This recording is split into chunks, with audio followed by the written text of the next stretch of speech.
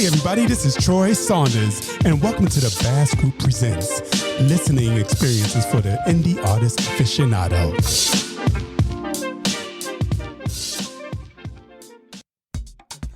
Hey, this is Troy Saunders, y'all, and welcome to the Bass Entertainment Podcast.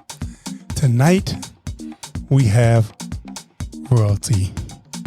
Miss Dawn Tallman is with us this evening. And if you don't know Dawn Tallman, you will know her after this episode. Right now, we're going to start off with one of her new jams, Celebrate Myself. And I love this song. I'm here dancing in my chair right now. So I'm going to turn this up so y'all can shimmy too. This is Dawn Tallman, y'all. Celebrate Myself.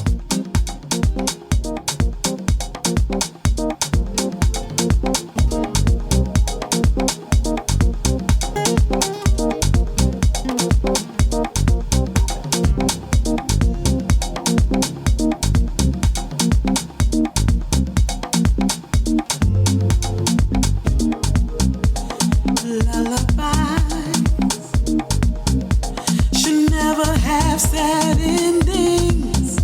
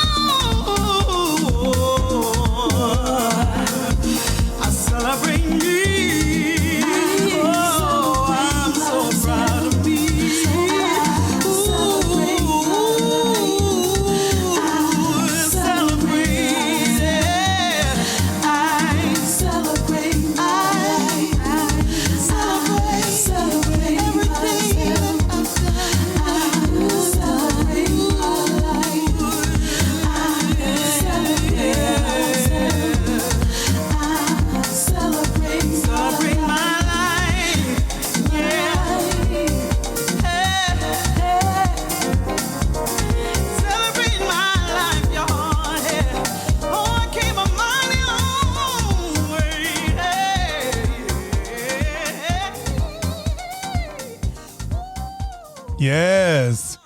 Tonight. Anyway, she's not celebrating by herself. No, we're celebrating with her. We're celebrating the queen of gospel energy, Miss Dawn Tallman, y'all. If you haven't heard of her, you're going to hear her now. And also, I'm just excited. I don't even know what to say, but I'm just going to introduce Miss Dawn Tallman. Hey, Dawn. Hey, how you doing? I'm good. I cannot complain. Me either. So welcome. Thank you for having me. Oh, please. Honor is all mine. I was speaking to China and Lamone and Ty, and everybody was like, oh, no, you got Dawn up there? That's my girl. We love Dawn. Oh, my God. You know, and it's funny how they all like, China's like, I wasn't going to do that song unless Dawn was going to sing background. You know, I called Dawn up immediately and said, girl, I need you. Right. That's the sister and brotherhood we all got, you know? Okay. And it's, I love them all. I think about it, I'm like, wow. I mean, the camaraderie and the people, I mean, we all been in the same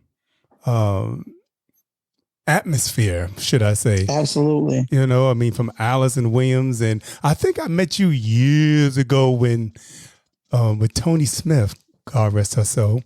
Yes. I think she was doing a show outside in Manhattan. And it was like in between two buildings. Oh, wow. Okay, I'm going back. That must be like 1999 or 2000. Ooh, wow. Okay. Yeah, that is way back. Yeah, baby. So, and I remember meeting you then. Mm-hmm. But okay. But I haven't been able to sit down and talk to you or anything like that. And Wallace Gary called me and he's like, well, we were talking. He's like, well, you want to get Dawn? I'm like, is a fish head waterproof? So. Oh man, that is hilarious. Okay. Well, I'm glad we made it happen. We worked it out. Yes, we did. And I've been listening for a while, but I've been listening to this new album for me, and it's for everybody. It really is. It really, really is. Yeah. You know, I mean, everything. Like everybody's like, well, you know, Dawn does everything. Yes, I do. And if y'all didn't know, you're gonna know now. I was playing True Colors today for my daughter. Yes. And, you know, that's one of the songs that always plays in our house, even before you did it with Cyndi Lauper. Yes. And she said, ooh, she did a good job on that song. Oh, thank you, daughter. Yeah, her name is Indigo. Thank you, Indigo. I love that name. Oh, my gosh. That's beautiful. Well, thank you. She in the room reading right now. And she said, well, I want to stay out of your way. I'm going to read a little bit and won't make any noise. Oh, I love it. Thank you. I'll tell her you said thank you. Right, please. So, yeah, I was like, because, you know, she said, you know, everybody can't sing that song. I was like, I know. She said, but that's a good version. She has a good that came from my heart. Yeah, yes. that was a song that really was... I wanted it to be real simple and just stripped down and just raw, no tricks. I mean, you know, I'm a singer, so I'm going to sing, but I just wanted it to leave it as it was. Yeah. Just real pure so that people can really hear, you know, the words and catch the meaning of it. And, you know, so, yeah. Mm-hmm. Yeah, that's one of my partner's favorite songs when his, aunt was passing. She said she played that song for him. Oh, wow. Always show your true colors. Just keep on doing. That's right. You know? So matter of fact, we should play that. Go on and play it then. Right, we're going to play that right now. Shoot. Since we all talking about it, right? No need to talk. Let everybody hear. Shoot, here we go, y'all. We're going to play a little True Colors. You've heard it by Cyndi, but now hear it by Dawn. Check it out, y'all.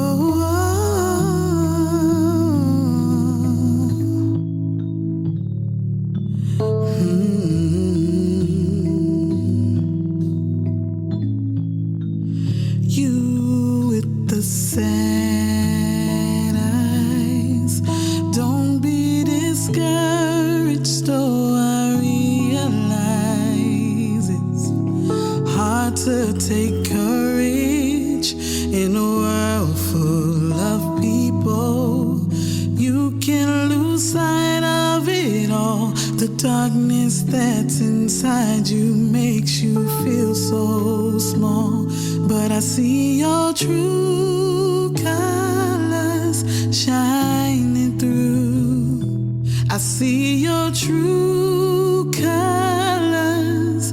That's why I love you. So don't be afraid to let them show your true colors. True colors are beautiful, like a rainbow.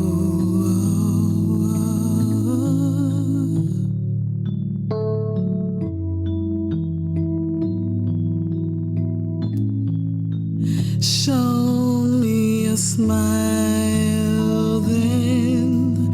Don't be unhappy. Can't remember when I last saw you laughing. If this world makes you crazy and you've taken all you can bear, just call me up and I'll always be there. And I see your true colors shining through. I see your true colors. That's why I love you. So don't be afraid to let them show your true colors. True colors are beautiful, like a rainbow.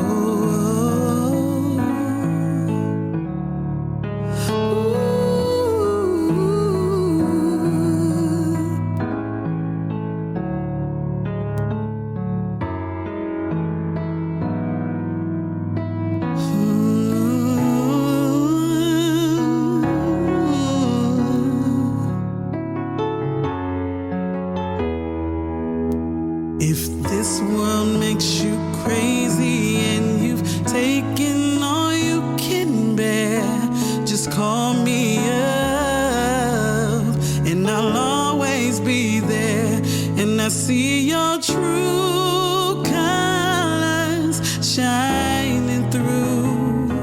I see your true colors. That's why I love you. So don't be to let them show your true colors. True colors shining through. I see your true colors. That's why I love you. So don't you be afraid to let them show your true colors. True colors are beautiful, like a rainbow.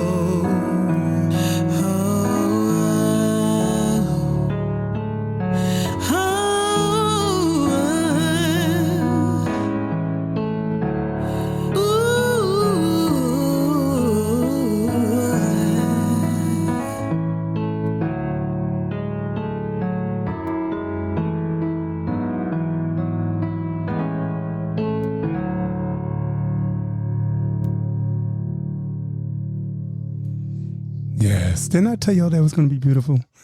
That was beautiful. I love that song. You really did it. You did it. Yeah, every time I hear it, I'm like, okay. It's one of those songs. It is. It really is. I'm putting the pause. Well, I'm glad you did it. And you did it the way you did it. And you just stripped it down. And like you said, it was so pure. Yeah, I just really wanted it to be just like that. And it was also, you know, for people to see like another side of me as an artist, you know, because most people know, of course, you know, the foundation, of course, is church. Yes. And then, you know, I built a career in house music. So, house music, a lot of times, you either hollering or you squalling and you screaming and, doing that kind of thing. And I needed people to see I'm more than that. So that's what this album really was about more, showing all sides of who Dawn Tallman is as an artist, And that it does. It does. Matter of fact, what other song that gets me on here? Beautiful View. Oh my God. I love that. Yeah, see, you song. picking all the songs that pulls on the heartstrings. That's a real life testimony right there, Definitely. Yeah, because I mean, you know what? You know me, I love to shake my ass and stuff, but I love a good beat. Hey, we all do. Hey. But I also love a song that comes from the heart. Yes. And Beautiful Review, the first time I heard it, I said, oh my God. Like, it sounded like something that you wrote from the heart, and sing it from the heart. It was. And, it used to be, it actually it started off as the original is actually a house music. But I got to give a shout out to Josh Milan from Honeycomb Music. That's who is the producer and the label that this album is released on. And his bad self. Yeah, he just took it and just flipped it.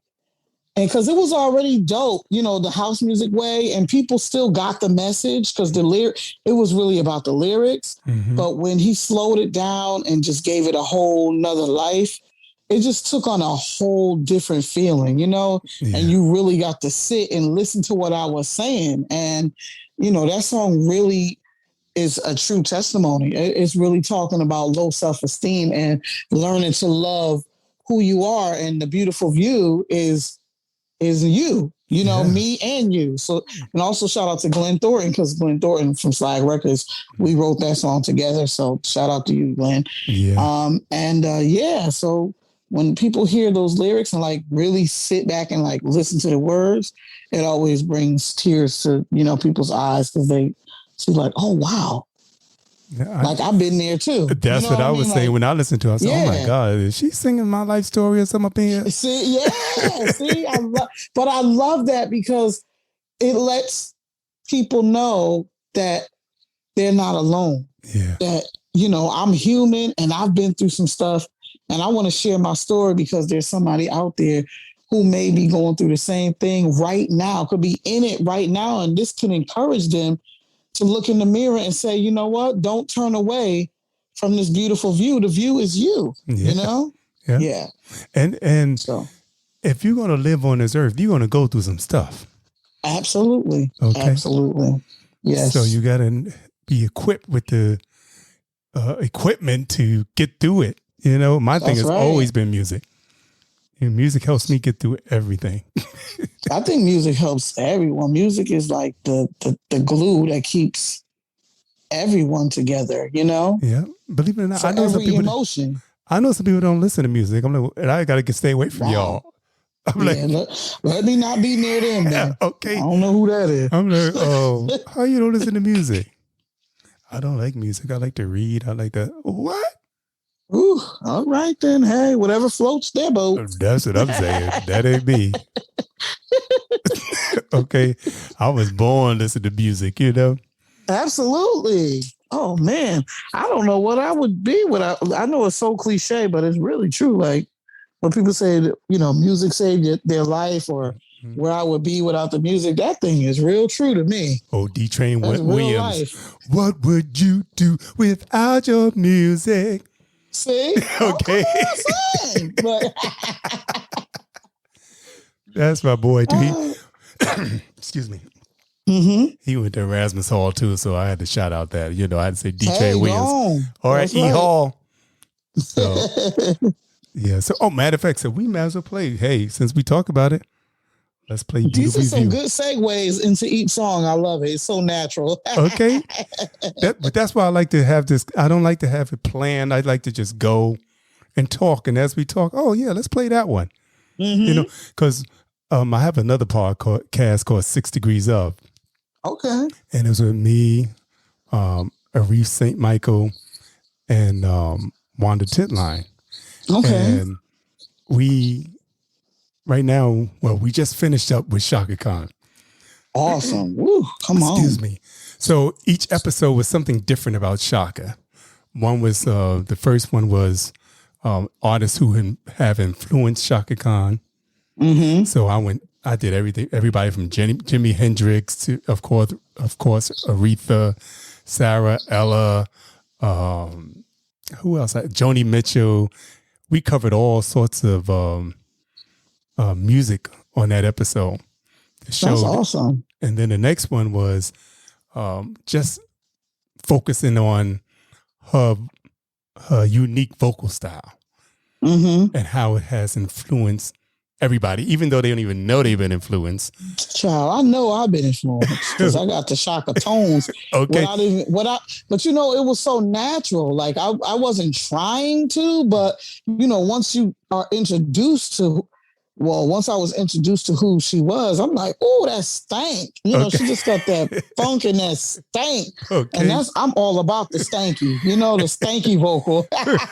Okay. Because that's when you hit it. Ooh, yes. Yeah. So, so many people, even Lamone, when I heard him sing Smooth, I was like, oh, that note over there, that Chaka Khan right there. When he hits that note. We all are influenced. We call those the stanky notes. Listen, we all got that, all of that. We all, yes. Exactly. All of it. But I hear a little Kim Burrell in that too. Oh, of course. Okay. Of course. Absolutely. I said, oh, that's Kim too. But you make it your own. See, what I love is that you make it your own. Well, absolutely. We're all, as a singer, I'm definitely influenced by different artists, but I've always been my own. I've never tried to copy anyone. It's just, you just kind of make it your own. And this is just kind of my voice. I just kind of naturally have that kind of voice with the Kim Burrell accents and the Chaka vibes. And it wasn't anything that I mimicked. It just kind of happened. But when you, when you hear the artist, it's like, wow, Yeah. I remember when I was young guy, I used to tell people, I used to pick out the people that were doing Chaka Khan-isms. I said, oh, that person likes Chaka Khan. They be like, how you know? Yes, you can tell. Just that little part right there. They say, you think everybody likes Chaka Khan? I said, if they're a singer, they do. Absolutely. And if they don't, I don't know who that is. Okay. I mean, I know we all got our preference, but Chaka is definitely, if you into that funky, stanky, just that sound, she's it. Yeah. So now we got all off the topic. We're gonna come back to that. That's all right. So we're gonna play Beautiful View, and then we're gonna come back and talk some more. How about that? Absolutely. Let's do it.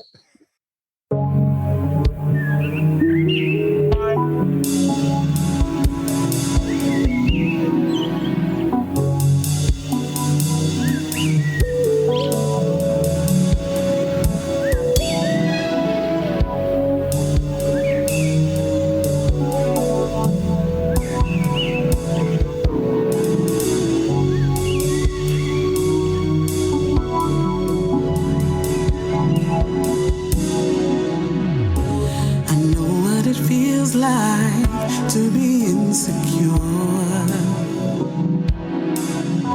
to feel so unworthy and ridiculed. I walk down this path just like you, looking for love and looking for truth. I open my eyes. You can see the truth. Yeah, it's right in front of you. Don't you turn away from this beautiful view. Open up your eyes. You can see the truth. The real you is right in front of you. Don't you turn away from this beautiful view. I know what it feels like to feel good inside. To be very happy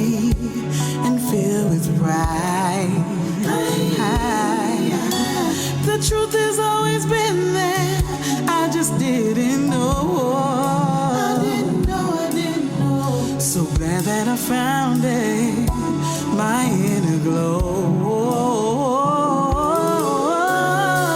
Your eyes, you can see the truth. You can see it's right in front of you. Don't you turn away from this beautiful view. That view is you.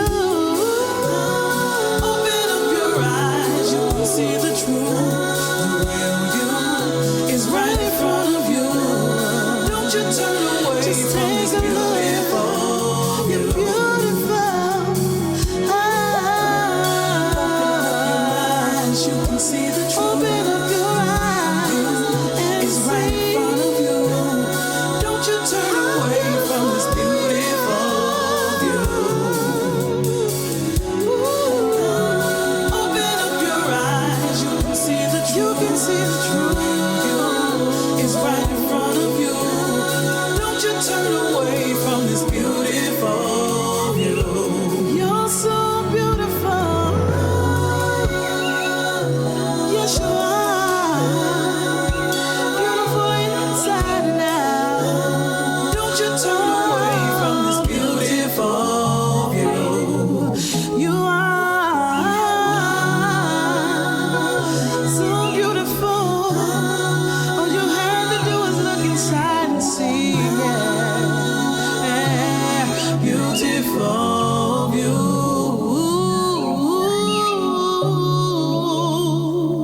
You are so beautiful. Yes, you are. I can see that.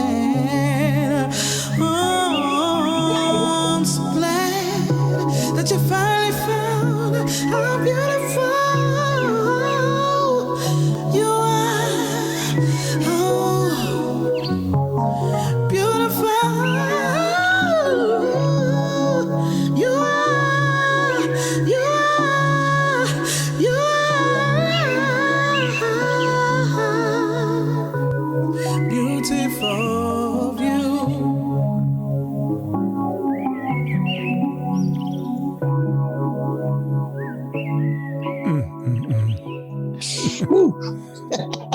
Yes.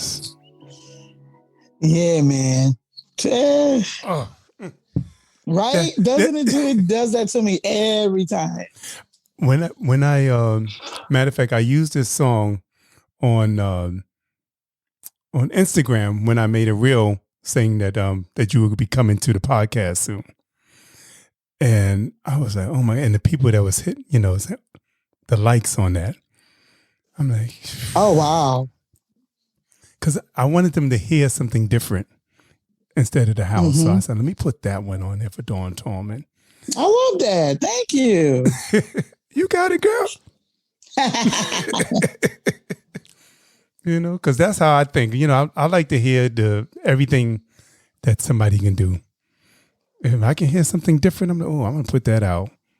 Because let's shine a light on everything instead of one genre.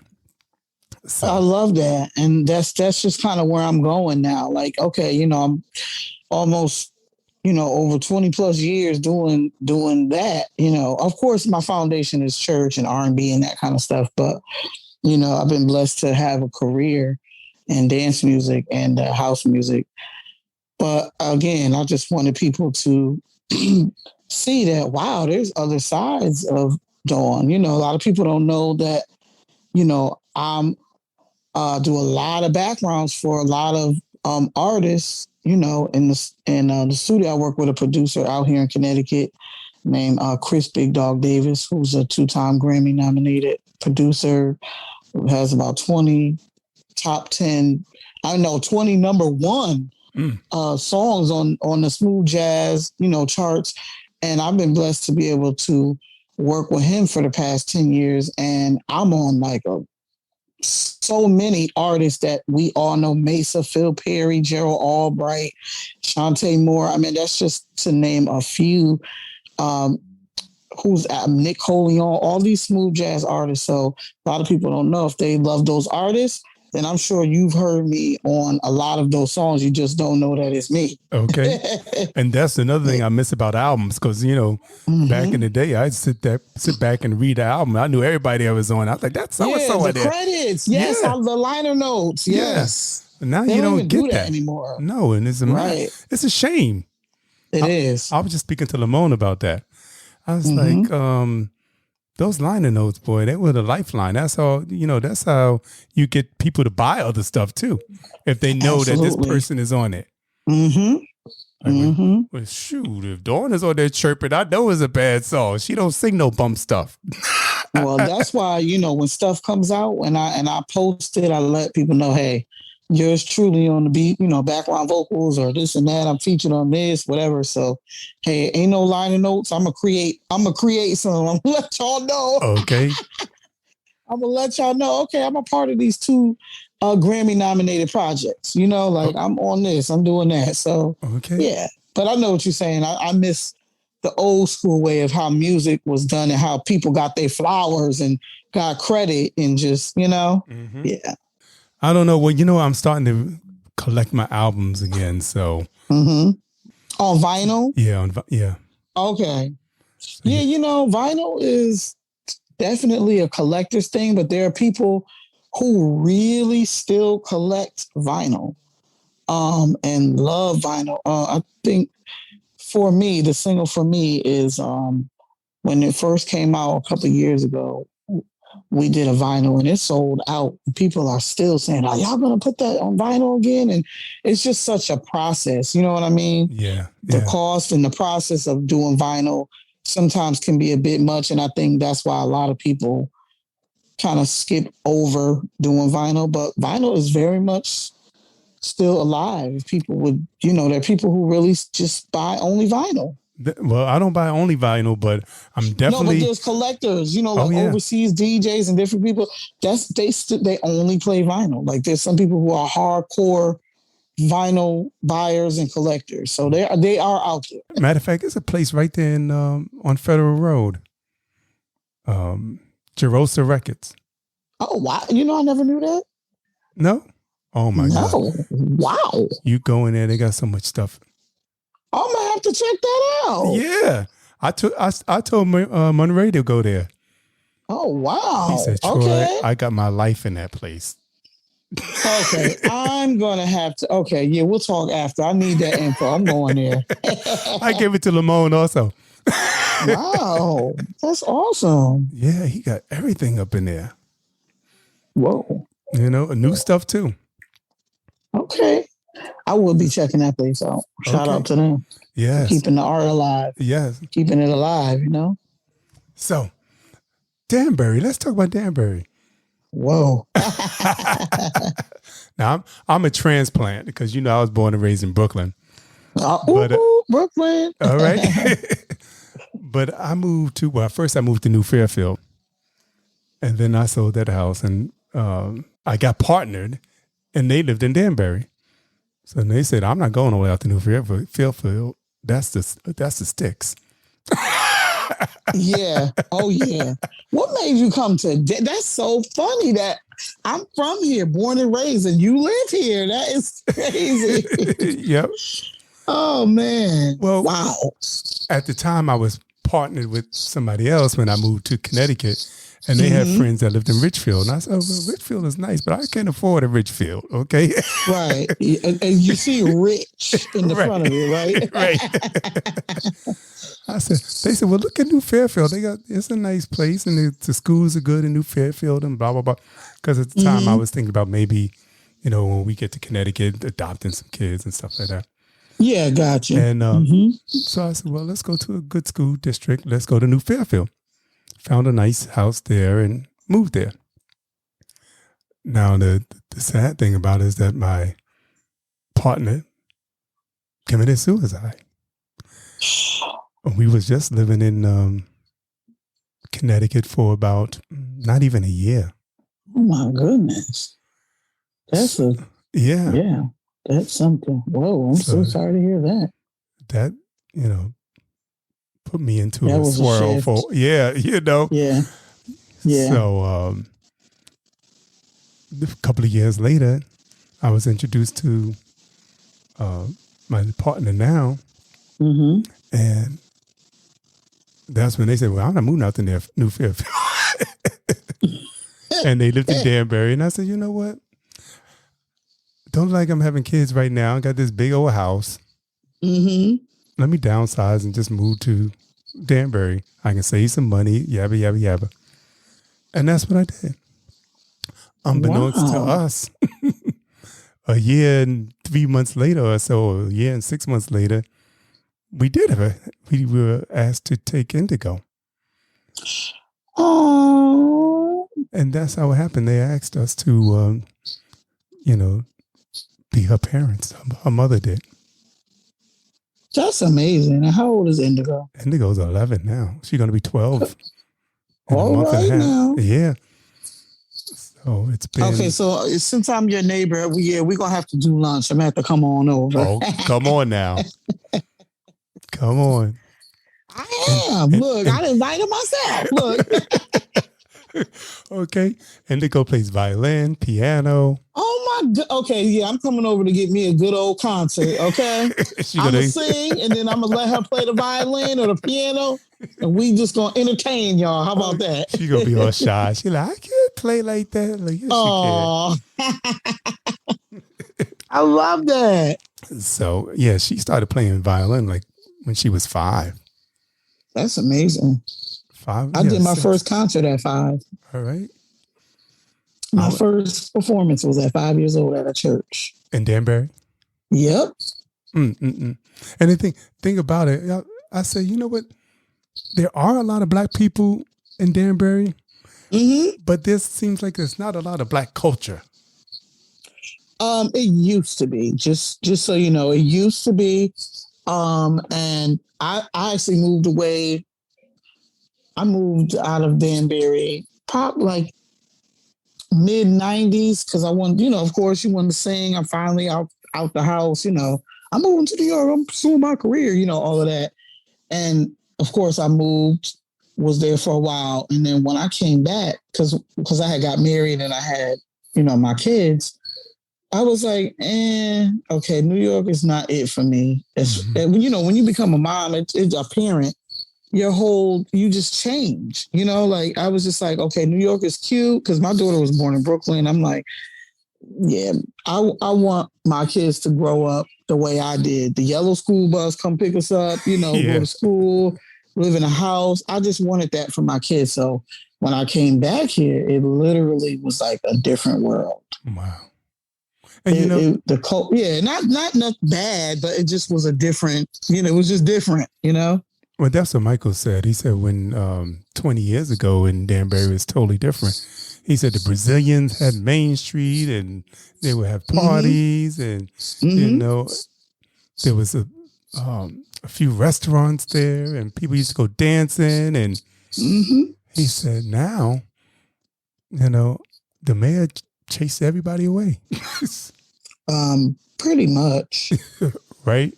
Pretty much. But it definitely is more Latin, should I say? You know what I'm saying? Now, like, when I came back, I was just like, oh, okay.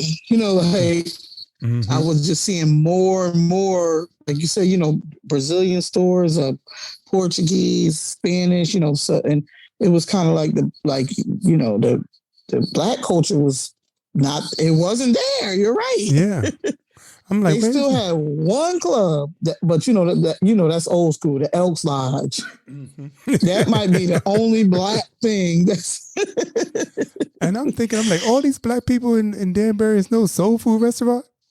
It used to be. For some reason, those kind of restaurants just don't really thrive here. Like, it would do well for a while, and then somebody would always just kind of have something to say about it, or it ain't this, or it ain't, or it was just not enough people being supportive. It could have really been a lot of different things, salons and around here, but it seemed like the Black people here, they just were so busy, being I instead of we. You know what I mean? And they couldn't collaborate enough and because there's some amazing stylists here, like amazing hairstylists, amazing all kinds of Black people who have business that could have really thrived if they would have just kind of came together. Because Danbury is big, but it ain't big. You know, you know what I mean. Like it's a big city, a lot of people, but it's really not. Right. Yeah. So that's Danbury. Because I'm always thinking, I'm like, you know what? I was telling Lamone, I said maybe a year from now, I can do a year anniversary gala. Oh, that would be amazing. And maybe bring some love to Danbury. Maybe we have some people, Dawn and Lamone and Brown Baby Girl, Lorinda and China, all these different people and whoever I interviewed during the year and have a festival.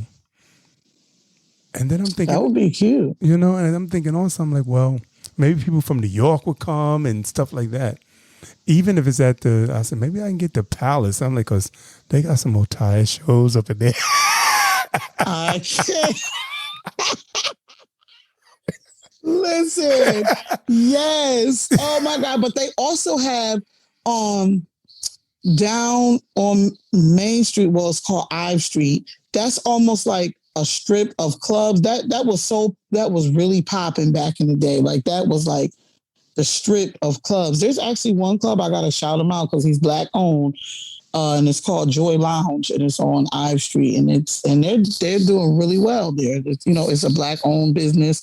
Also, where I get my hair cut at on that same street is a Black owned barbershop called Connecticut, and shout out to y'all. All right, and so that's where I go, and I try to support them. And I don't know if you saw my last year, I did a birthday concert. I'm turning 50 this year, but last year I did a concert. Oh yeah, I saw it on your website. Right. That I actually went and did that at Joy Lounge because I wanted to be support, and do something and try to support the people that are here that's still, holding on and keeping their business alive. So yeah, that would be really cute. And maybe we could collaborate with those people or something. You know what I mean? Like, it would be cute. Yeah. That's what I'm thinking. Let's talk about that. Yeah, let's talk about that. That sounds good, though. I'm with it. Okay. For sure. I'm like, we got to get some love up in Danbury now. Come on now. Yeah. People do concerts, and there's actually an outdoor place. That's what I was trying to say on Ives Street. It's not like the Green, but there's a dome there. People, they do concerts out there. Of course, since COVID, there hasn't, you can't do anything. But now that things are opening back up, maybe next year, you definitely, and it's spacey out there, and it's a huge stage. Yeah, I've been. It's really nice. I've been in a couple of shows out there. Okay, so then, that could be cute if you wanted to do it out or indoors. I'm just thinking, okay, how you, Shoot, maybe, since we got so many people, we can have like on at 8:00 it's this person at such a place and this person at, Oh, that would be fat. That sounds cute. We're going to talk about that. Let's talk about that. I love it. So I am so glad you're at Danbury with me. Listen, absolutely. Like I said, that's awesome. And we definitely got to connect. And there's so many cool people nearby, like Lamone and Chris and all these other people. And Lamone's like, Troy, there's a lot of bad people in Connecticut. Musicians and singers and writers. Oh my gosh, it really is. But nobody ever really shouts out Connecticut. Nobody's really. I said, well, you know what? Maybe I can be the glue for all that. Absolutely. I mean, there's like amazing talent that came out of Connecticut that some people are, out there now. So we are here. It's just a matter of, really, what am I trying to say? Just really pushing Connecticut. You know what I mean? Yeah. But there's a lot of talent here. And then there's a. Okay, I'm sorry. I'm just saying there's a lot of talent here. And then I'm thinking about too, right now I'm upstate New York because we have a little cottage up here. And we're trying to start a little compound up here too. I know that's right. How you doing? You know it. So So we have like 2 places to go. You know, you better go ahead. You know, you know, have a few shows over here. Because you know what? Upstate New York is coming together too. There's a lot of little towns that are really starting to come together and thrive. Yeah. You know, so on the weekends, we hit all these little towns, Mountaindale and Livingston Manor and all these little towns up here. That sounds cute. That sounds really nice. Yeah. So, shoot, that's another place that we can probably pop it off at. Mm-hmm. Listen, it's definitely something we could talk about and like really try to put together. That would be really awesome, you know? Yeah. So that made me think about flying because, you know, we about to take wings and fly. Mm-hmm. Well, so, let's fly then. Let's play a little bit of fly. Let's get a little. We gonna go back to the music right now. I know we got all off subject, y'all, but yeah, we caught up right now, y'all. Forget it. But y'all know what to be on the lookout. If you don't put it out there, it won't come. Absolutely. So let's put it out there. And I have dreams about all this type of stuff. So that's right. Flying. This is also on For Me. Honey. Yes, it is. Yep. The album For Me, honeycombmusicstore.com, y'all. Go get it, or any other platform. Get it. Like we say, support independent artists. That's right.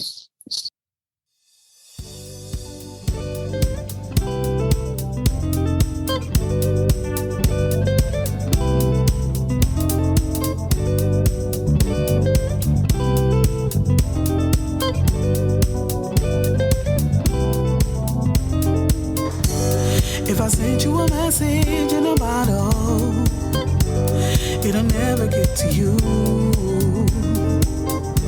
And when I try to explain myself, I just can't get through to you. You feel like a stranger. It's like I don't know who you are. I replay in my head the things you said. You leave the scars on my heart. I need time for me to heal and chase my dreams. I'm on my way now, and it's because of you somehow that I found my way back to me. Yeah. Flying through the clouds, looking down on who I used to be. I'm walking through the water. Happiness begins today for me. Taking on the good life, loving what it feels like.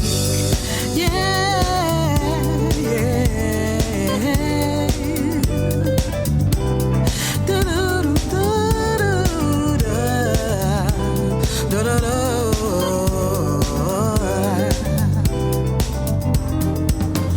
Even if I wanted to be with you, you said too many things for me to. So I have no choice but to be through. Life has taught me things that I never knew. I need time for me to heal and chase my dreams. I'm on my way now, and it's because of you somehow that I found my way back to me. Ooh,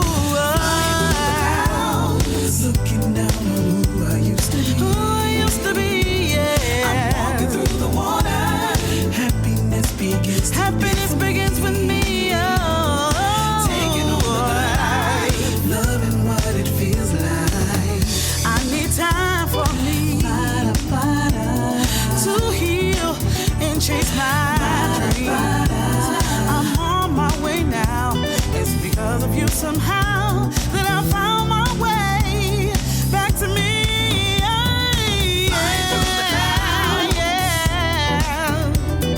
Looking down on who I used to be. I'm walking through the water. I'm walking through the water. Happiness begins with me.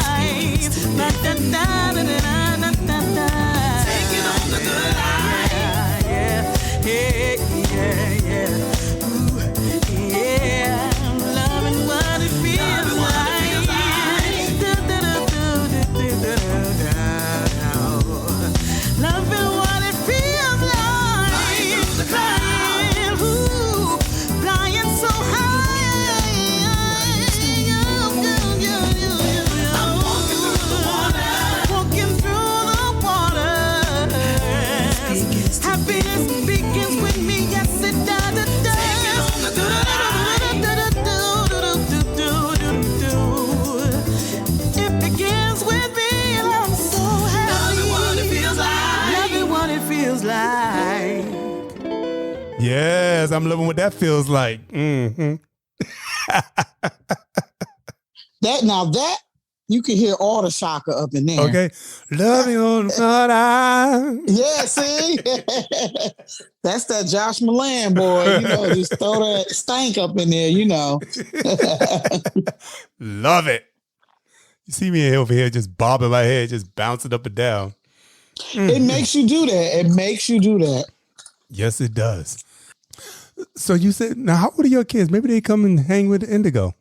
Oh, they older than my daughter, she's 17, but trust me, she will have fun with her. They will be doing some TikToks or whatever. I don't know what. My daughter, her name's Miracle. She would be like a big sister. Trust me. Okay.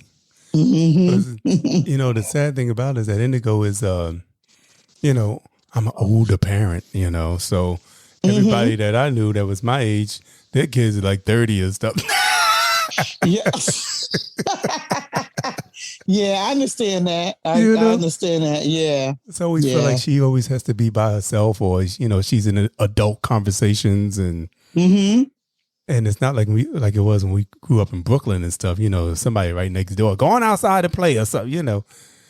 Here you got to take kids. It is different. Yeah, you got to take them on play dates. You got to see who's available. It's way different. Yeah. So I know she get tired of looking at us. She can surely hang out with us sometimes. We go to the mall. We do stuff. All right. We go to the movies. We do girl stuff. Get our nails done. Yeah. So listen. Yeah. Well, you know what? The good thing about that's why we come to upstate New York a lot, because Michael's sister is here. His mother is here. All his friends are here. People that positive women that she can hang out with too, and that she likes hanging out awesome. with. So we are here a lot, mainly because it's an outlet for her. That is so good. Thank you for having me on your show, man. This is cool. I love this. Oh no, thank you. I think this is amazing. Like, you're giving a platform to us, indie artists, and I've been in this industry for a long time, but everybody doesn't know who Dawn Tallman is. So, if I've gained a new fan or a new, person, that's awesome. And thank you for this platform, Please, I love doing this. I mean, the Bass group, well, it started out back in 2009, me and Daryl Hill. And we used to do shows around the New York City area, Triad Theater.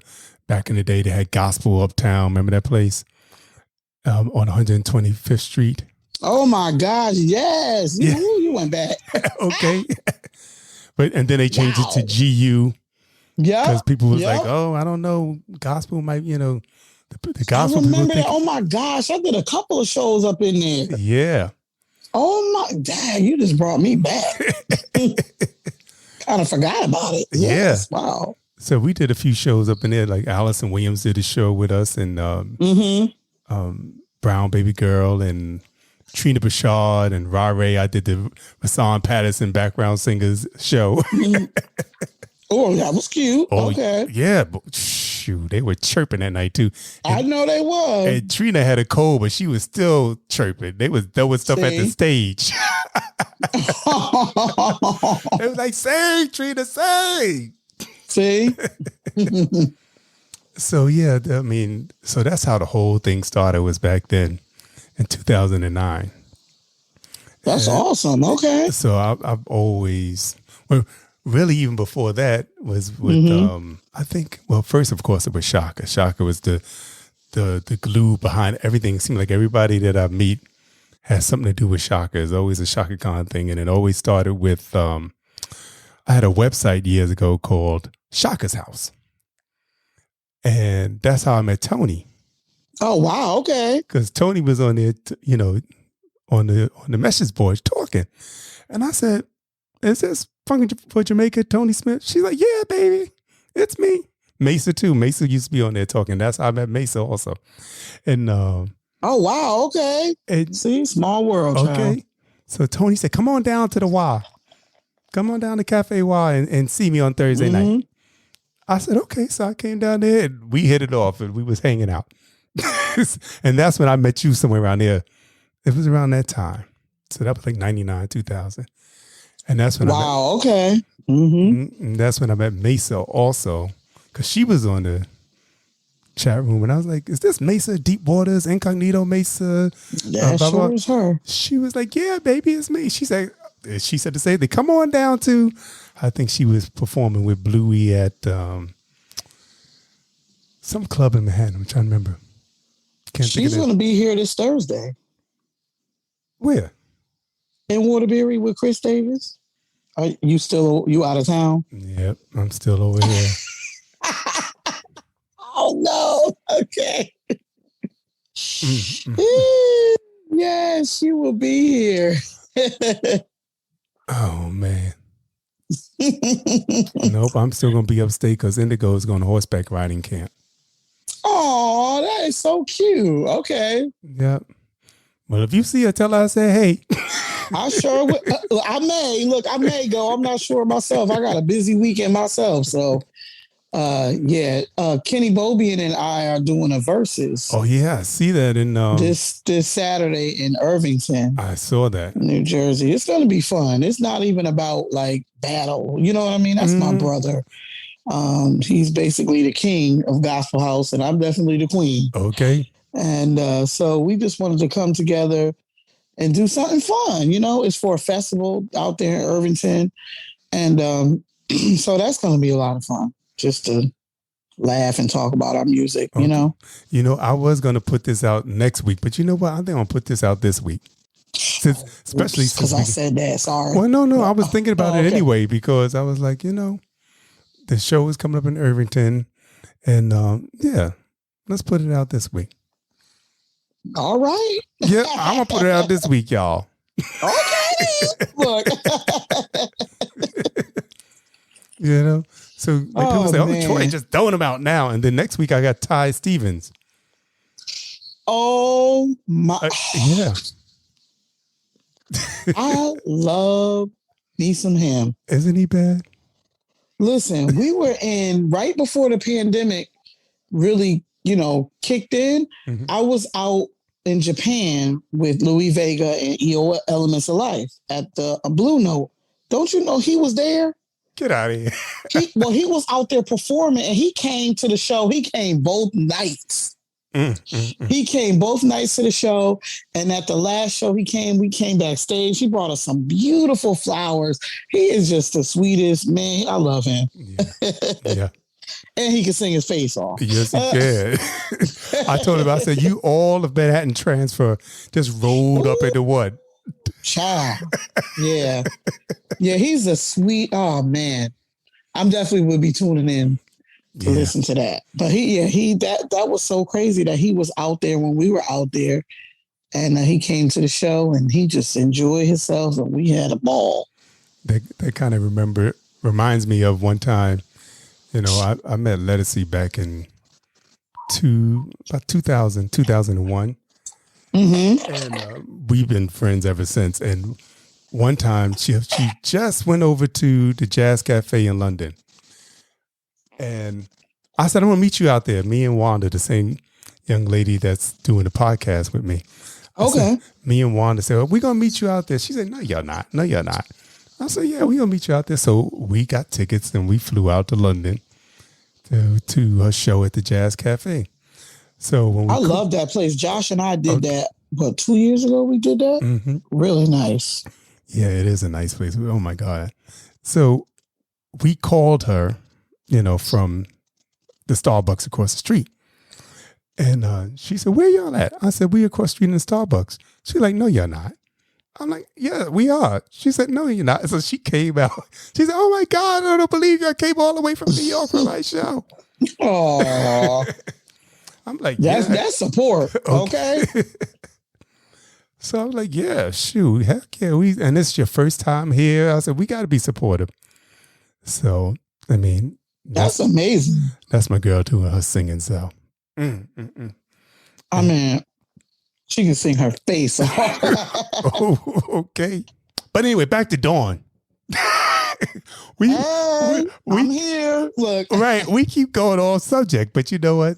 It's all good. It's all love. It's all connected. It's all music, you know? Yes, it is. My sister told me that one of her jams, even though it's a little further back, is Save a Place on the Dance Floor. Oh, man. Listen, that's actually a story behind this song. For the old, especially the old house heads and disco heads, if you remember West End Records. Yes, I do. And we all know who Mel Sharin is, who's owned West End Records and who was one of the founders of Paradise Garage. Yes. He actually called me, and this was his first and only song. Now, of course, he had West End, he did, but this was something personally that he did. He wrote this song for in tribute to Larry Levan and to the Paradise Garage, and kind of made it almost like an anthem for all those we've lost. You know what I mean? Over the years. But I remember getting that phone call, and he called me, and he used to always call me. He was so sweet, and he was like, I wrote this song. This producer named Warren Riggs, helped him produce it. Because it was like a slow R&B version first, and then it turned into house with Junior Vasquez and all these different other people doing like remixes, and even Blaze did a remix. And he called me and was like, when I wrote this song, the only person's voice that I could hear singing this song is you. Yeah. And back then I was like, I still feel like honored to have, to be like the only person.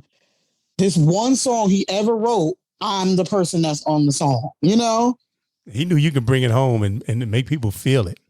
Yeah, and that's what he said. He was like, I'm like, me? Like I'm still saying to myself, you want me to say it? Like, so many people. Like, you're freaking Mel Sharin, all these old school artists and new school artists, and you call me.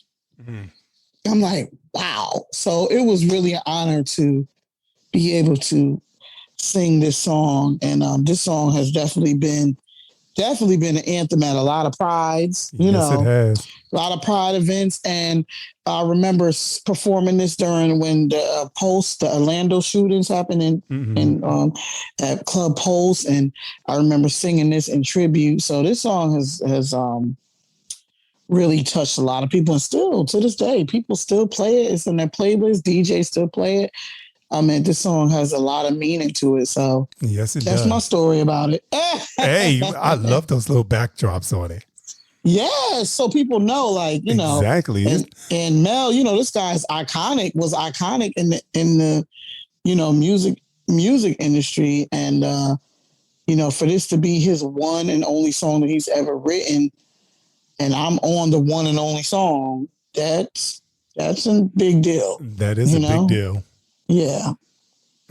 So you heard the backdrop. Now we're going to hear Save a Place on the Dance Floor. Classic. Woo. Yes.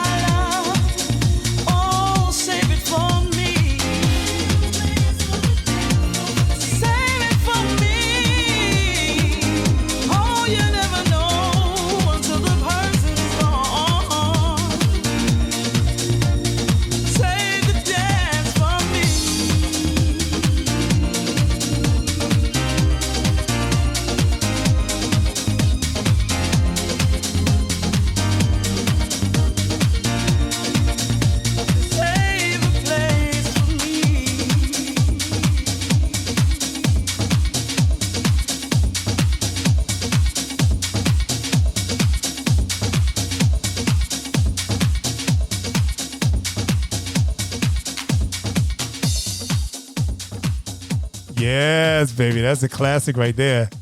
Woo! Listen, I got another story. I forgot about this story. Oh, tell me. So, I remember when this song first came out, I did a gig. What's the name of that club? Twilo? Wasn't that with Junior Vasquez, right? Mm-hmm. That was like his house, basically, right? Yeah. Uh-huh. It was and I've never performed at 9 o'clock in the morning at a club. So, I was like, what? They was in there all night. Listen, and the way that it looked, it was bright outside, but down there, it just looked like nighttime, like a club. You already know they was on, Okay. So I go in this club, and it's people shirts off and just dancing body to body and all this other kind of stuff. And I get there and they put me in this nice room, like this, like a green room or some room. And the music, and this was on Thanksgiving. He was having like a Thanksgiving marathon party or whatever. Wow. And again, like I said, I went on at 9 in the morning. That was so weird. That is weird. It was weird, but it was an all night, it was like an all night party, I guess. And so whoever brought me in there, I was sitting in there and they had all this water, just it was VIP treatment. And somebody said, wow, Junior Vasquez must really love you. And I'm like, why? Asking them like, why you say that? It was like, no one else has been in this room except Madonna. Wow. I was like, what? Okay. I was like, all right. Okay. And the kids love Madonna, Okay. They live, especially back then. What I don't even remember when this song came out. Was it in the early 2000s? Listen, my brain. I got a brain fart, child. I don't know. 2007. I believe. Oh, really? Okay, that's later than what I thought. Okay, but I thought it was earlier. I don't know why, but... See. Oh, no, 2006. Okay. 2006. But I just remember like Madonna back then was really popping and just like, she had the Vogue song and then all these other songs, they just lived for Madonna. Yes. So when they said no one else has been in this room, like no one, they said this was like the special room, like only Madonna has been in this room. I'm like, all right, okay. That's cute. Okay. All right, well then, guess what? I'm the second darling. Okay, give me my roses right now, baby. Right, hello. Yes. Oh man, that is funny. But they made it like such a big deal, like, oh my God, like, do you know how, like, the only person that's ever been in this room is Madonna. I can't believe you're in it. Like, so baby, you don't know who I am? Right. Okay. Because at first I was like, okay. Okay, I'm not chopped liver here, honey. Right, like, what? Wait a second. Madonna wish she could sing like me. Listen, I'm gonna give her flowers now. She had some hits, and she, yes, she did, but But I'm me. I'm right. Tallman. You don't know who I am. But I thought that was sweet that he made me feel special and just that was a thing, I guess, back then. And you deserved it. Oh yeah, I wasn't listening. Okay, I wasn't saying I wasn't. I just thought it was. I just thought it was a cute story. Like the people were like really like, oh my God, like you must really be. You know what I'm saying? Like, like they were like, I am darling. Okay. That is so funny. Yeah. But yeah, that's the story behind that song. That was crazy. I did a lot of prides with that song. That song had me at about every pride event all over the country. Oh, shoot, probably over the world too. You had to go to Italy a couple of times to do it. Oh, of course. Listen, hello. Yeah, man. So it was fun. Definitely a lot of fun. I did Augusta Pride. I think that was the last Pride event I did in Augusta. And then I actually, have you heard of a Night of 1,000 Gowns? That's a really big gala in New York. a pride gala. It's Imperial Court. They're man. Yeah, it was beautiful. It was really, really beautiful. That one slipped past me. I don't know about that one. Yeah. Oh man. I mean, it's really like royalty. You know, all these fierce drag queens and not drag queens and just it was fabulous. It was fabulous. And that was this past year? Oh no, not this past. About 3 years ago. Probably that was, but they do it every year. But of course, COVID done jacked everybody up. So right, yeah. Because another thing, why did I say this past year? Because I know they didn't do nothing. Right, ain't nothing happened. Right. Nope. I was doing a lot of virtual events though. God is good. I a lot of people don't have the same story as me, and because there was a lot of people that were really just out, no work. Yeah. You know. And I just was blessed to be able to still work, still be able to do studio work, still be able to, do virtual concerts and just different things. And I just definitely was still busy during that time. So that was a blessing. That ain't nothing I did. That was all blessing, you know? Okay. I mean, I think about, matter of fact, I think the last time you saw me was at, Tony's funeral, and Wallace introduced us. Oh my gosh. And yeah. I was standing outside and I had on the transit uniform. You remember that? Yes. Oh my goodness. Now I do. Yeah. Well, wasn't me and Wallace walking in together, I think? Or we was outside or something? Yeah, we're outside. Yeah.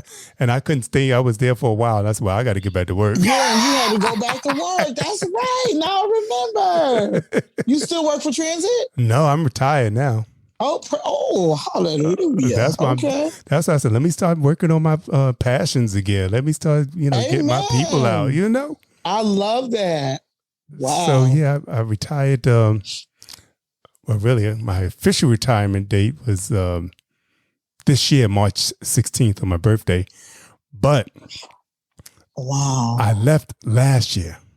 Okay. Because of COVID.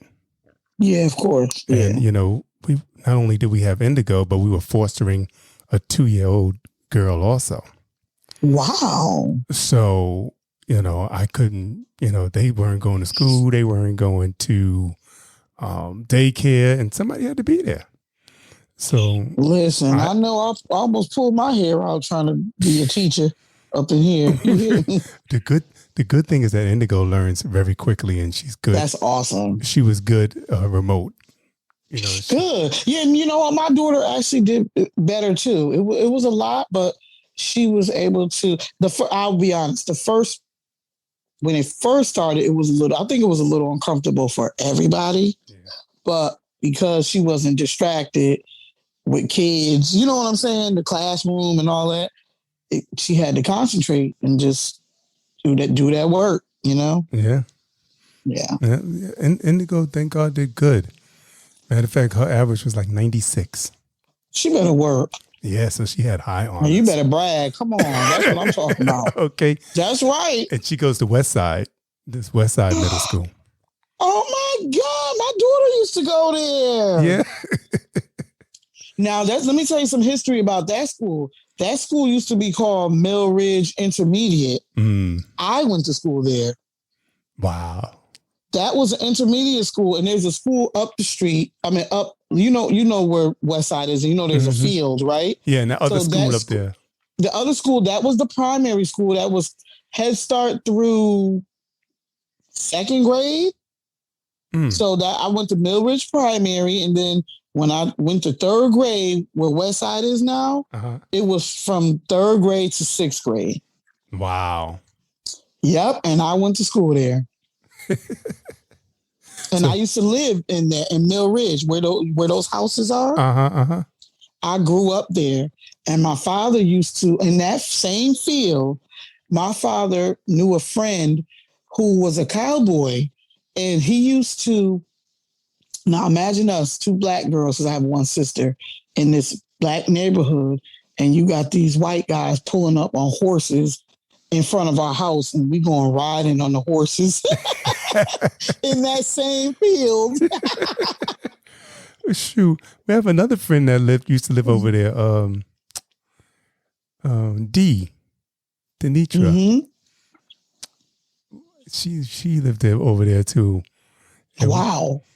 So yeah, and her daughter. This is a small world. Yeah. It's some history. That's history. That school, yeah. It's West Side now, but that's definitely Mill Ridge Intermediate. It went through a few changes before they made it West Side. Oh, absolutely. It did. And my mom was a Head Start teacher at that school. She was a teacher for 30 years. Wow. Yep. She sure was. So I couldn't act up in school because she would be sneaking in. You know, back then you could like sneak. Now you can't, they don't play that now. Right. But boy, back in the day, coming there, what you acted a fool. Right? You be like, I remember one kid's mother did that in 3rd grade. His name was Rudolph. Oh man, Rudolph got yeah, he got it, didn't he? He got it. And poor thing, he couldn't live it down for the rest of the school year. Listen, right. You better not be embarrassed. Get embarrassed by the parents. It's a wrap. Okay. That's never going away. So the rest of the school year, everybody like, who this? Mama no. Woo, yeah. So we could never, because my mom was. This is so funny. My 6th grade teacher. My mother's classroom was actually across the hall. You know what West Side looks like. Yep. So there's classrooms on each side. Mm-hmm. So my classroom, 6th grade class was right here. My mom's Head Start class was there. So if I was doing something, he would kindly walk right on over there. Yeah, you better not do nothing. Woo! I couldn't do, man, please. Yeah, I had to. So that's just letting y'all know I had to be good. Okay. Yeah. Shoot. I was only bad in 3rd grade. I don't know what it was, but 3rd grade. The teachers was calling my house. I was getting tore up. You probably was just trying to find yourself back in that age. Something. Back in the day, the teachers used to be able to hit you with chalk and erasers. Ooh, you can't do that now. You can't do it now. Ooh. But shoot, she was no taller than 5 feet, if that. Oh, wow. And she was throwing chalk and erasers, hitting the kids in the head. That sounds like a black mother right there. Like a boomerang. Okay. Just come right back to him. No, she's a little Jewish lady, Miss Lipton. Oh, Lord. I love it. Listen, but we was in check back then. Stop playing. Yes, we were. There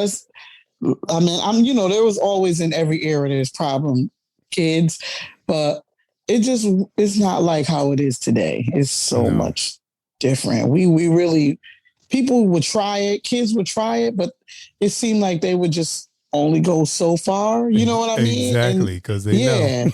Yep. Yeah. Wow. But not nowadays. No, I don't know. I understand both parts of it. Especially now being a parent.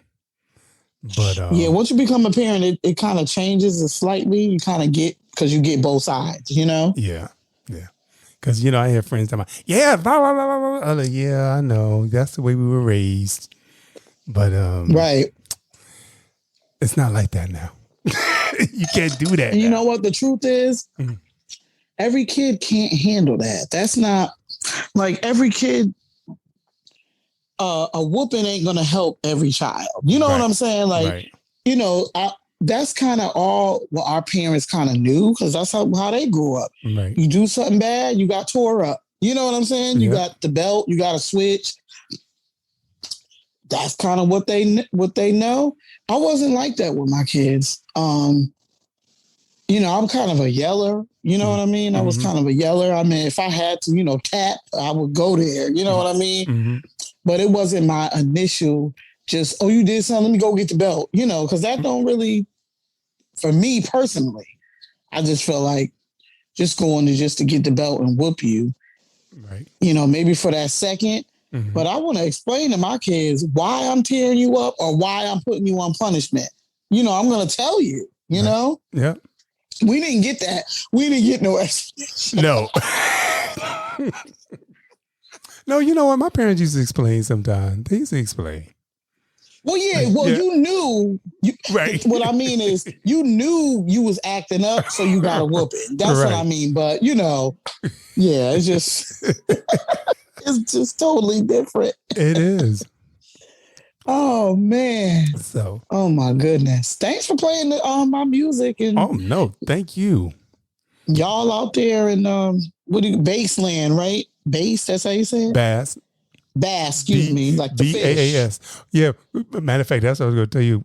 Initially, it like was the fish. Yeah, but it's 2 A's. Yes, right. So I'm just saying that's how I could remember. Yeah.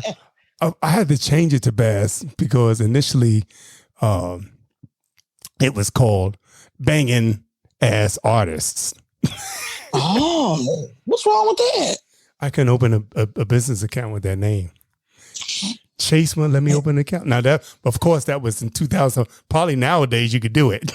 I'm sure they got all kinds of words. Okay. Child. I get. I love that acronym though. Okay, I get it. I love that. So I had to change it.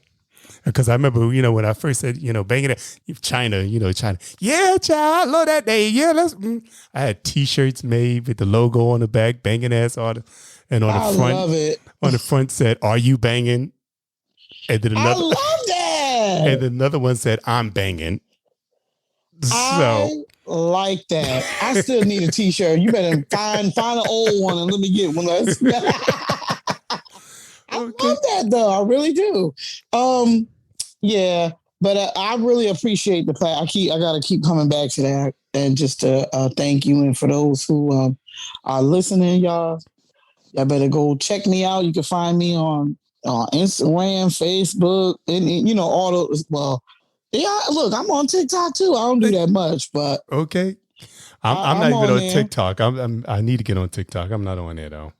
I mean, what I like about TikTok, you can tell I'm old because I just really go in there because I like how you can make the videos, like you can add stuff in the videos and do stuff. So when I have a video or some pictures, I'll post it on TikTok, but I really don't really care about TikTok. You know what I mean? I'm just using it to make the video. Like it's posted there.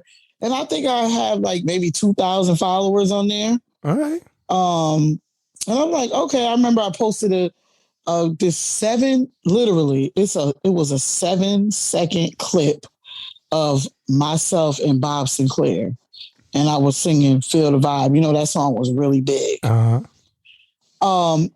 one video has 170 something thousand likes. Wow.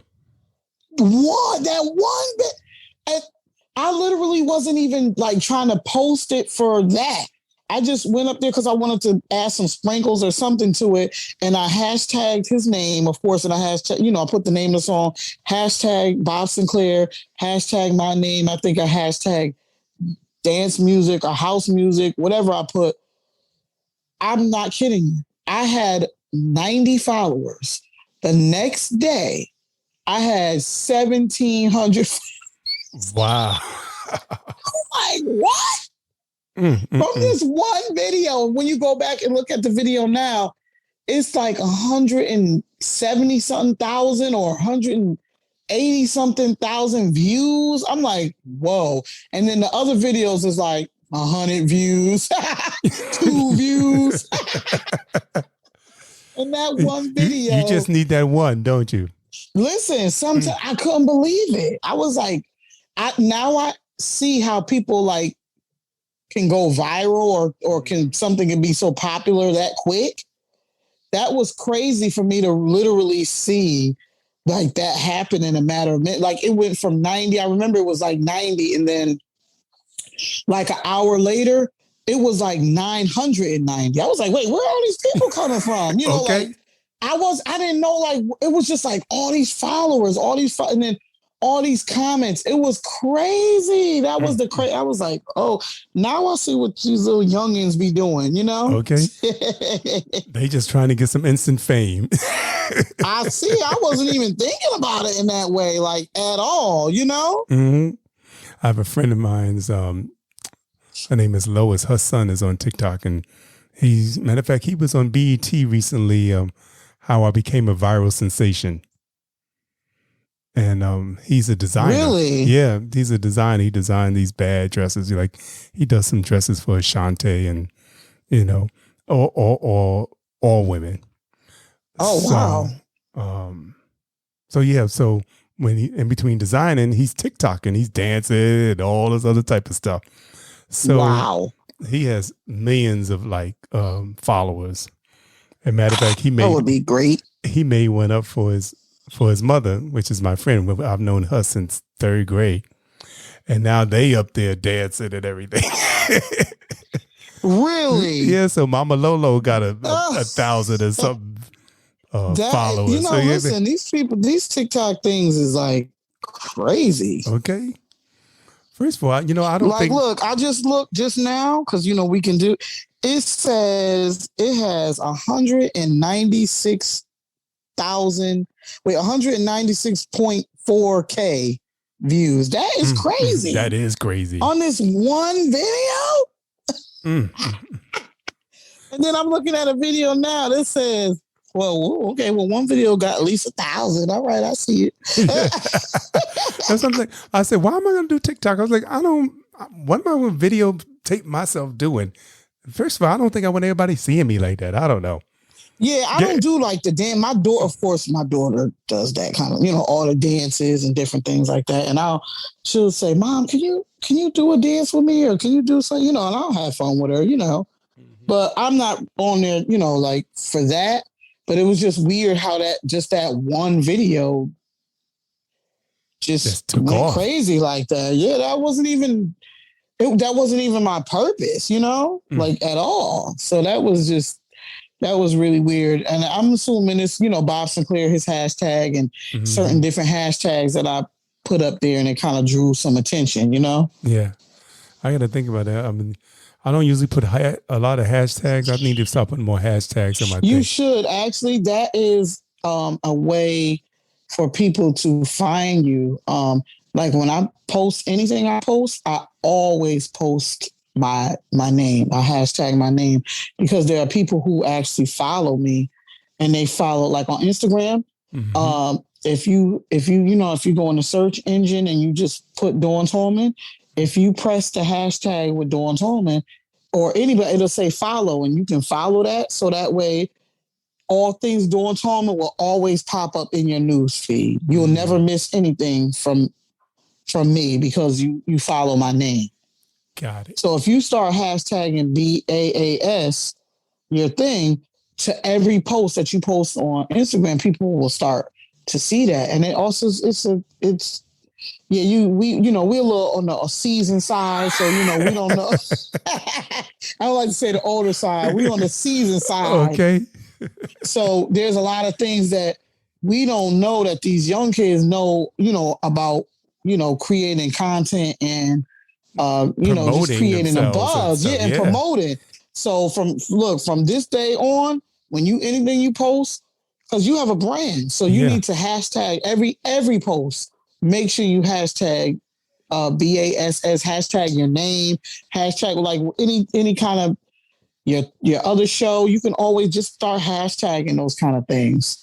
All right. Indie artists, hashtag like indie artists, hashtag support independent music. Support independent music. Exactly. All those things, people follow those things. So the more people that follow those things, they'll start finding your content in their feed. Mm-hmm.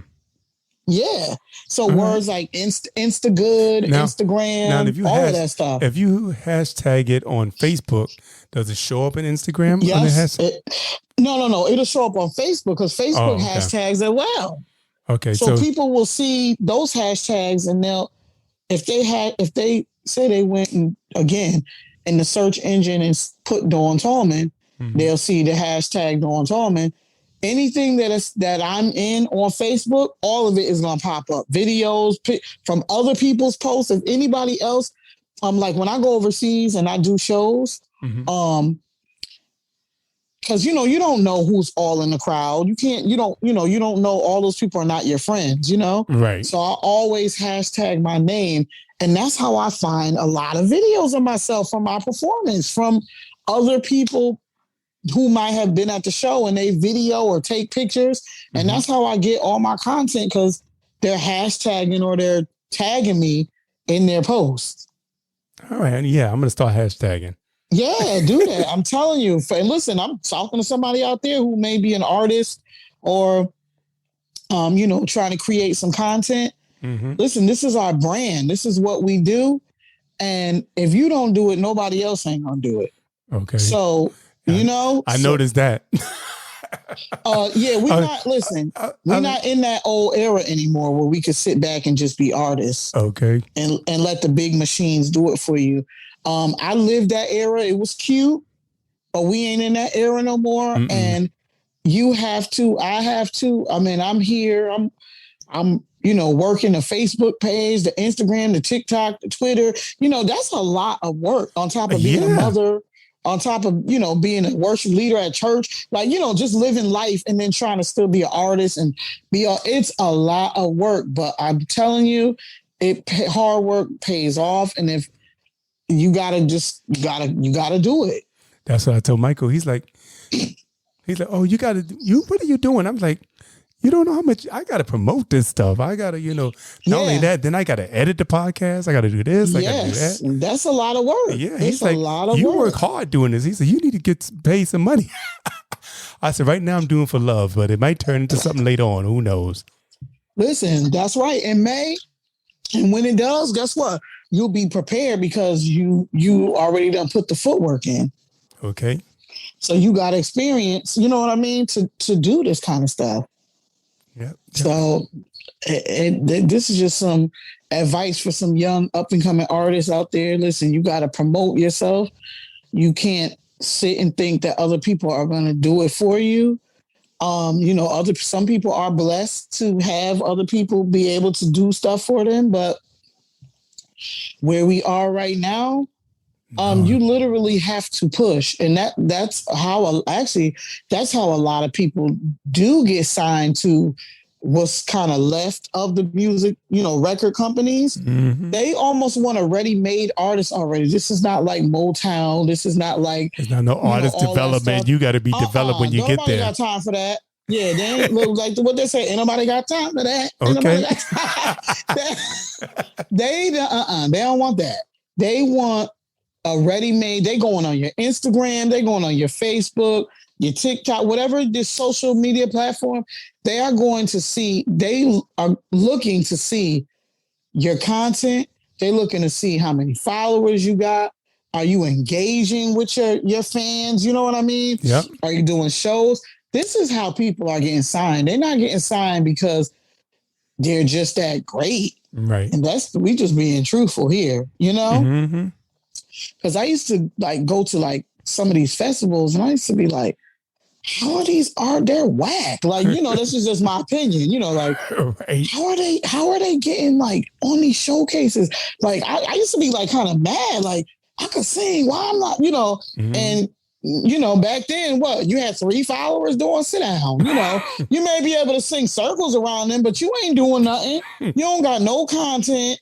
You ain't pushing yourself. But again, that was because of, me being seasoned in this industry. And at that time, I really was used to having that machine behind. You know what I mean? Yeah, yeah.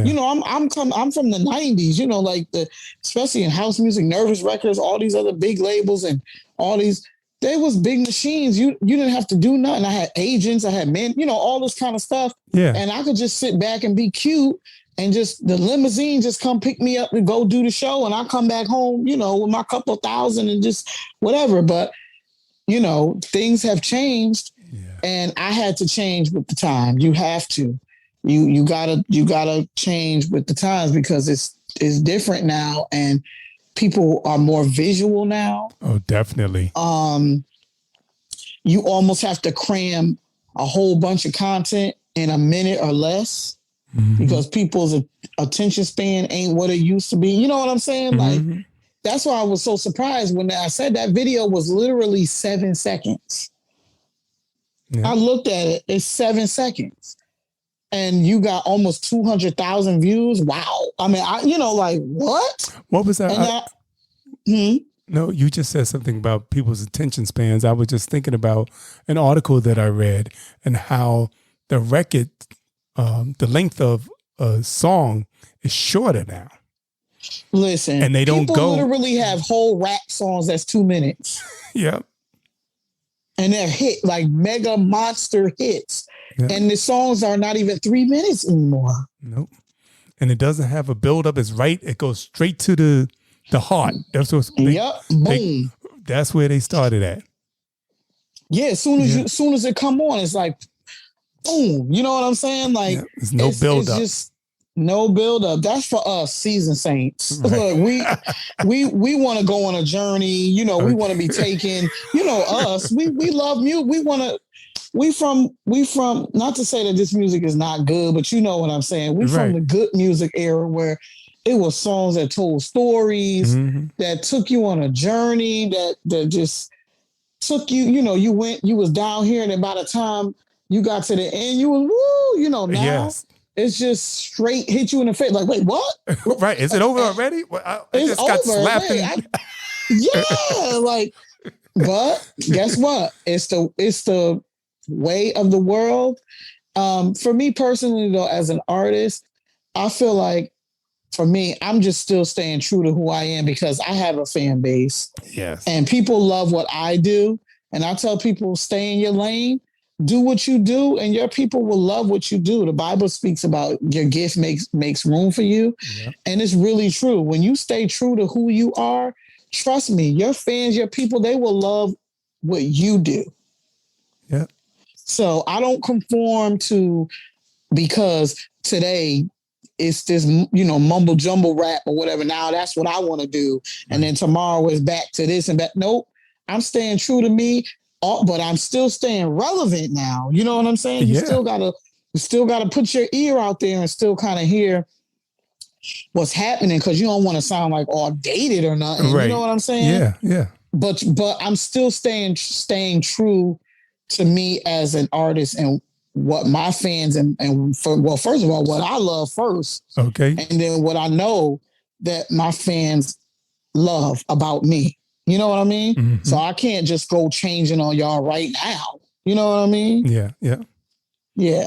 So that's a good advice for some artists out there. Y'all stay true to you.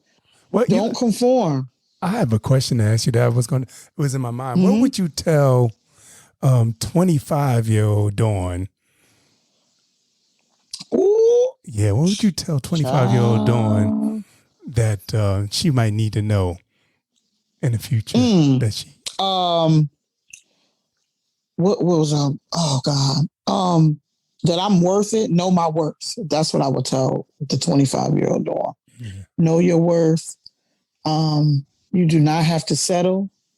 Because I know when I was young, I just wanted to sing so bad that I would just take anything. You know what I'm saying? Mm-hmm. Like, and when people know you, okay, you want to do this for $300? All right, I'm gonna tell the other, but it's not just about money. I'm just using that as an example or whatever, but are you gonna do this? Because, I wanted to sing so bad, but, I should have been saying no to a lot of things. No right now is my favorite word in the whole wide world. Well, I'm glad you said yes to me. Oh, yeah. No, but this is this is different.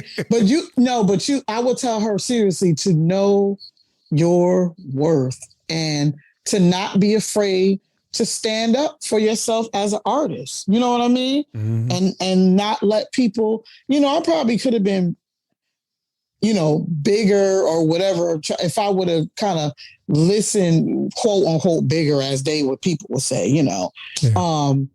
If I would have conformed to what the industry would have wanted me to do, but I wasn't doing that, Right. So I would just tell the 25, I think that's in a nutshell, just know your worth. Because when you know your worth, everything else really falls into line. Yeah. Yeah. Well, that's good advice right there. And you know what? You said, I'm not afraid. That's right. Come on.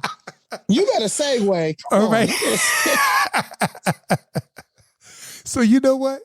We gonna ride out on I'm not afraid. That's a good way to go on ahead. Yeah, that's a good way to do. Yo, Walk in faith, baby. Do not be afraid. Once again, this has been an incredible conversation. I want to say thank you for saying yes. Listen, to you will definitely get a yes. Listen, y'all better go get this album. It's called For Me. I know you didn't play that tonight, but right. But yeah, because you know that's an anthem. I know. Wait a second. All right, we got to play 2 more songs. Yeah, you don't even got to play the whole thing, but okay. But but the album is called For Me. It's on Honeycomb Music. It's actually out on all digital platforms, but you can go to honeycombmusicstore.com and you can get it from there. And working on album number 2 is going to be coming soon. And listen, you can find me everywhere, DawnTallman.com, Facebook, Instagram, Twitter. I'm out there, y'all. You want to. And if you're in Jersey, going down Irvington. Oh my God, yes, this weekend, please. Check out her. The flyer will be on my because I will be posting it. It will be on my Instagram at Dawn Tallman. You can see the info there, or it's on my Facebook. And I will be in Irvington with the other legend, Kenny Bobian. We'll be doing the verses. And it's going to be house music all day long, all night long. House music all night long, yeah. Say what? Yeah, so y'all come check me out. Yeah. Matter of fact, so we're gonna do I'm Not Afraid. We'll come back and say 2 or 3 words, and then we're gonna say For Me. That's fine. Perfect. It sounds good. Well, you know what? Sound good. I love it. I am not afraid, y'all. Don't be afraid. Don't be afraid. Don't be scared. Don't be scared.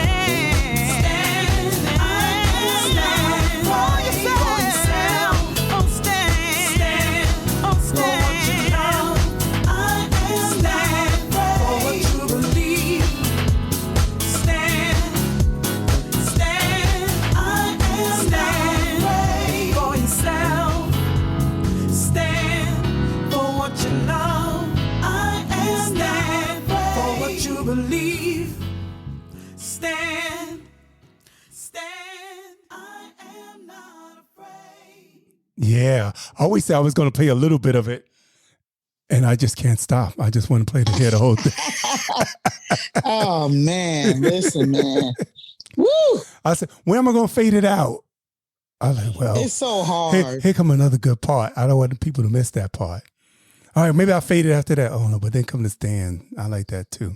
Well, they can just go on and get the album, and then they can listen to it. It's definitely hard. Okay. But I'm kind of glad that we're ending on this song because this song, I always got to give a shout out to Josh Milan because I always say that during my darkest times, he was literally my voice when I couldn't speak.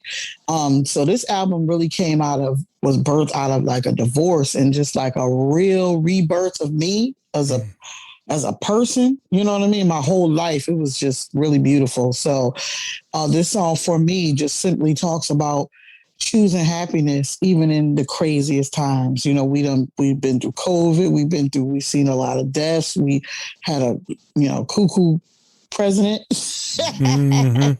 You know, just a lot of different things. You know what I'm saying? I know. It was a lot, and a lot of people were depressed and a lot of things, and I could just speak for me. I know I was in a really dark space, and when I found out that I can choose to be happy even in the crazy times, I'm not saying it's the easiest thing to do, but we really do have a choice. Yes. And the line does say, you can be who you want to, but for me, I choose to be happy. And I think if we, kind of use that in our life and affirm that every day, of choosing happiness, even in the roughest of times, because I got to practice that almost every day. Yeah. Of making choices to choose happiness. And that's what this song simply talks about, just choosing happiness and living your life the best way you can, and to put a smile on your face even when you don't feel like it. So that's here we go for me. Yeah, those are words to definitely live by. I know I do it myself. I'm like, all right, I gotta be, I gotta put a smile on my face, Yeah, and even if you gotta force it, sometimes when you force the smile, you look in that mirror and you push through, it really does make a difference. And like I said, it ain't easy because sometimes I gotta cut my own song on and listen to it. And, I'm like, wait a minute, you singing about being happy and you over here got the angry eyebrows. Fix your face. And the thing about it, that, I used to walk around always with a smile on my face. Not where I look crazy, but not look around. Not walk around looking like the Joker, but funny. Giving out good vibes and good spirits. And then over the past few years, I felt like, oh my God, I looked in the mirror like I'm not smiling like I used to. What is wrong with me? Life. Life. Yeah. Sometimes life will just do stuff. And that's why I said before you know, you'll look up and you'll be like, how did I get in this depression or this deep, dark place that I almost can't crawl out of myself? You know what I'm saying? Yeah. So it's good now to almost, when you feel that thing coming, or even if it catches you gotta, recognize, okay, you know what? I'm not going to give this thing no power. I got a choice. I can either give it power or I don't have to. As I used to say, I ain't buying a ticket to that show, honey. You go ahead by yourself. I'm not buying that ticket. You stay over there and I'm going to be over here, and I'm going to choose to be happy. If you want to be over, that's why the song says you can be who you want to. So whatever you want to be, you go do that. Right, but that don't mean I have to co-sign what you wanted. Yeah, for me, I'm going to choose to be happy. And so here we go. That's the song, y'all. Hey. The title track to the album is called For Me. Yes, baby. And thank you again. Thank you. And everybody going out and get this now. Okay? Don't be sleeping. Because as you can hear... It is. Matter of fact, I was telling my friends earlier today, I was like, did you go get Dawn Tallman's album? Did you get? No, I like, do it. You won't be disappointed. It's fire. Okay. So, yes. Appreciate that. Thank you. Oh, please. It really is a full testimony. That album is, and it has touched so many people. This song right here had people talked about going through cancer. I know someone who went through their whole chemo and they played that song every day while they were going through chemo. I mean, so many testimonies and just different things. That's why I said, man, you just don't know what your story, my story is somebody else's story as well. Yeah. You know what I mean? Yeah. So I love being a transparent artist where people can see. I've never been like that phony artist and, I'm faking it over here. Nope. Not that I'm telling all my business, but you know what I'm saying? Yeah. Through art and through music, there's a story to tell. And I want to be able to share my testimony of how, I was in this dark place, but you know what? With God, prayer, and people and support, I got through it and I'm on the other side and you can too. And that's what these songs, they tell a story of a rebirth, a renewal, just a transformation. They all have a story. So I want y'all to definitely go out and go ahead. I'm sorry. That's what I love about your music. They all your songs have a story to have positivity, uplifting, something that somebody might be going through. It's always something there. And I'm like, good, sing it, girl. I feel you.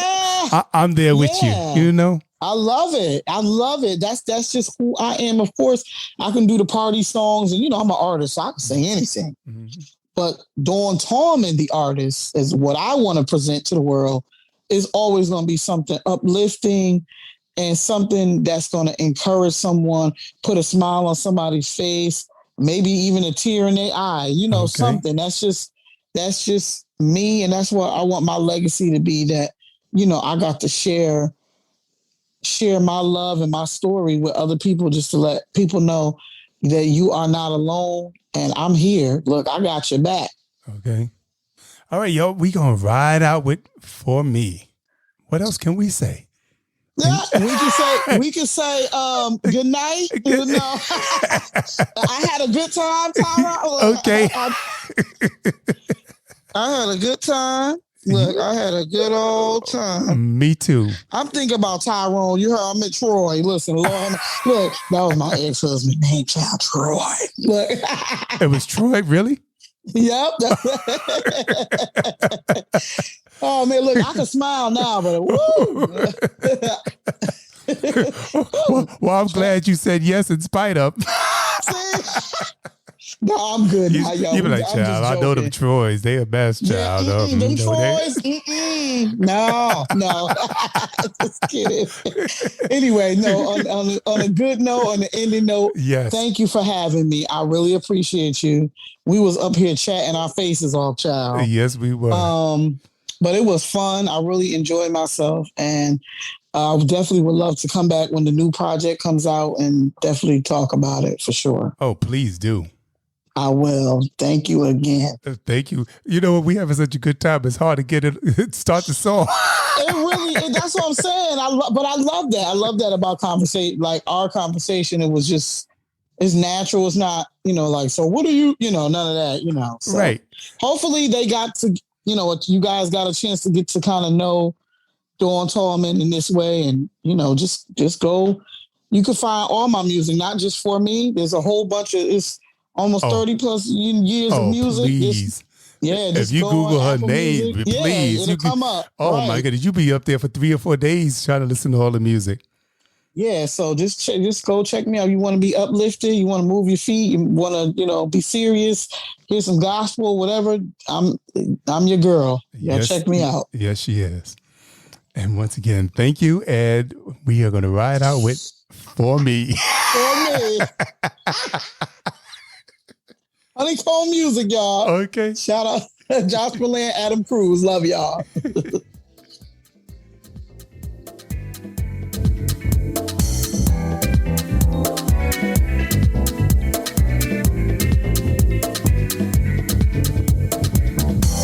Some people live their lives in a masquerade, never knowing who they're gonna be from day to day. But I've known